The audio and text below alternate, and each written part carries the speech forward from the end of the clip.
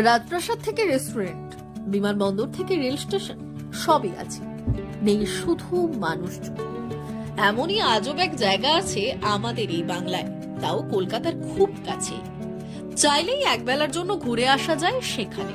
আজ আপনাদের সেই রকমই এক আজব জায়গার সন্ধান দেব আমরা।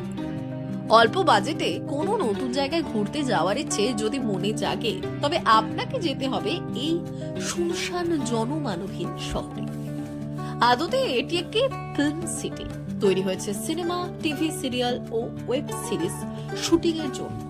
আমরা আজ কথা বলছি প্রয়াগ ফিল্ম সিটি নিয়ে, যা পশ্চিম মেদিনীপুর জেলার চন্দ্রকোনা রোডে অবস্থিত। প্রায় 2800 একর জায়গা জুড়ে বিস্তৃত রয়েছে প্রয়াগ ফিল্ম সিটি।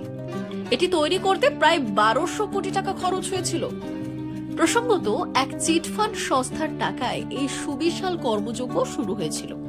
সেই চিটফান্ড সংস্থা বেআইনি ঘোষিত হয়। ওই সংস্থার কর্ণধার ও তার ছেলে দুজনেই এখন জেল হেফাজতে। তাই এই ফিল্ম সিটি কার্যত পরিত্যক্ত। হায়দ্রাবাদের রামোজি ফিল্ম সিটি বা মুম্বাই ফিল্ম সিটির কথা মাথায় রেখেই 2012 সালে তৈরি করা হয়েছিল প্রয়াগ ফিল্ম সিটি। বিভিন্ন বাংলা সিনেমা ও সিরিয়ালের শুটিংও চলত, কিন্তু আনুষঙ্গিক কারণেই তা বন্ধ হয়ে যায়। একটি ফিল্ম সিটি যেমন হয় আর কি, বিভিন্ন মাপের নকশার ঘর, বাড়ি, প্রাসাদ, স্থাপত্য রয়েছে এখানে, তবে সবটাই নকল বা কৃত্রিম। আছে রেল স্টেশন, ট্রেনের কামরা, আস্ত একটি বিমান, বিভিন্ন ধরনের যানবাহন, তবে সবগুলি নকল।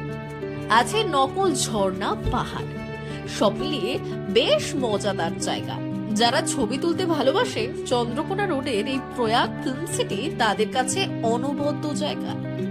আবার এখানে টয় ট্রেনে চেপে ঘুরে নিতে পারবেন পুরো ফিল্ম সিটি। এছাড়া দেখতে পাবেন একটি সুন্দর 5D মিউজিয়াম। কলকাতা ও হাওড়া থেকে অনায়াসে ট্রেন বা বাসে চন্দ্রকোনা পৌঁছে যাওয়া যায়। এরপর অটো বা টোটো করে প্রয়াগ ফিল্ম সিটি।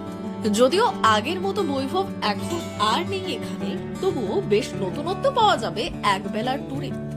বিশেষ করে যারা ফেসবুক, রিলস, শর্টস বা ইনস্টাগ্রামের জন্য ভিডিও তৈরি করে, তাদের কাছে স্বর্গ হতে পারে এই Prayag film city. Bureau report, আজকের ঝাড়গ্রাম।